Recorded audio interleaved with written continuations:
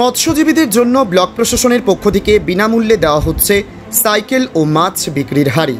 অথচ তাদের কেউ বা চাকরিজীবী, কেউ বা ব্যবসায়ী, আবার কেউ বা শাসক দলের পরিবারের লোক। অথচ প্রকৃত প্রাপকদের ইচ্ছাকৃত বঞ্চিত করা হচ্ছে, এমনই চাঞ্চল্যকর অভিযোগ করছে বিজেপি। জানিয়ে এলাকায় ব্যাপক বিতর্ক ছড়ালো। পূর্ব মেদিনীপুর জেলার এগরা ২ নম্বর ব্লক কার্যালয়ে এদিন মৎস্যজীবীদের স্বনির্ভর হওয়ার জন্য বিনামূল্যে একটি করে সাইকেল ও হাড়ি দেওয়া হয়। সেই ঘটনাকে কেন্দ্র করেই বিতর্কের সূত্রপাত। বিজেপির প্রতীকে জেতা এগরা ২ নম্বর পঞ্চায়েত সমিতির সহসভাপতি শীতাংশু জানা বলেন, যবে থেকে এই পঞ্চায়েত সমিতি তৃণমূলের দখলে গেছে ততদিন থেকেই এই সব চলছে।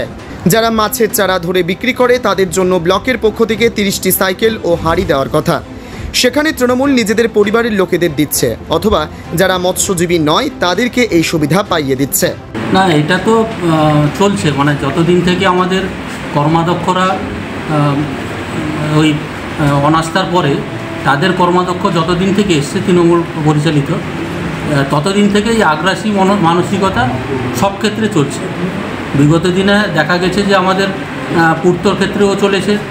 বিভিন্ন আমাদের যে পঞ্চায়েত সমিতি মেম্বার, তাদের স্কিমকে অফ রেখে তারা দলীয়ভাবে স্কিমগুলোকে চালানোর চেষ্টা করছে। ঠিক একইভাবে এবারেও যে এই মিন যারা ধরে, যারা মিন ব্যবসায়ী, খালে কিংবা নদীতে এই মিন ধরে যারা ব্যবসা করে, তাদের জন্য 30টা সাইকেল এবং হাঁড়ি দেওয়া হবে, এরকম জেলা থেকে কোটা আসে। এবার সেখানে স্থায়ী সমিতিতে আমি সহসভাপতি হিসাবে আমিও একজন মেম্বার। সেখানে তারা সিদ্ধান্ত নেয় যে সহসভাপতিকে 3টে দেওয়া হবে, তারা 27টা দেবে। আমাদের যে একেবারে ক্লিয়ার বক্তব্য ছিল যে প্রত্যেক জনপ্রতিনিধি তারা একটা করে তাদের এলাকা থেকে যারা মিন ধরে তাদের নামগুলো দেওয়া হোক, এটা আমার বক্তব্য ছিল এবং সেটা লেখাও হয়েছে তার স্থায়ী সমিতির রেজুলেশনে। কিন্তু সেটা অগ্রাহ্য করা হয়, যার জন্য আমি সেই 3টে আমার যে কোটা দিয়েছিল আমাকে, সেই 3টে কোটা আমি প্রত্যাখ্যান করি। এবার তাতে দেখা গেল, তখনই আমরা বলেছিলাম যে সঠিক লোক তোমরা নিয়ে কথা নয়, যারা অরিজিনালি যারা মিন ধরে তাদেরকে দেওয়া হোক। যদি মিন ধরার লোক কম থাকে, যারা অ্যাকচুয়ালি চারা মাছ বিক্রি করে, তাদেরকে এই স্কিমের আওতায় আনা হোক।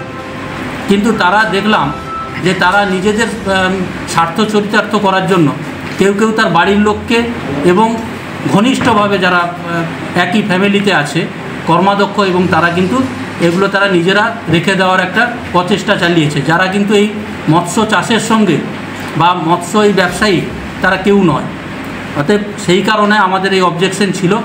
আজকেও আমরা তার তীব্র প্রতিবাদ করছি এবং এই ধরনের স্কিম সঠিকভাবে যাতে মূল্যায়ন করে দেওয়া হয়, তার জন্য আমরা ঊর্ধ্বতন কর্তৃপক্ষকে আমরা এই আহ্বান জানাচ্ছি। 30 জনের যে তালিকা দেখা গেল, সেখানে অনেকে সরকারি চাকরিজীবীও রয়েছেন, চাকরিজীবীর পরিবার রয়েছেন, কেউ বা ব্যবসায়ী, কেউ বা অন্য পেশার সাথে যুক্ত। একেবারে ঠিক, কেউ রাজমিস্ত্রি, কেউ চাষবাসের সঙ্গে যুক্ত, কেউ বাইরে থাকেন, উনি কোথাও কোম্পানিতে চাকরি টাকরি করেন বা যাই হোক করেন।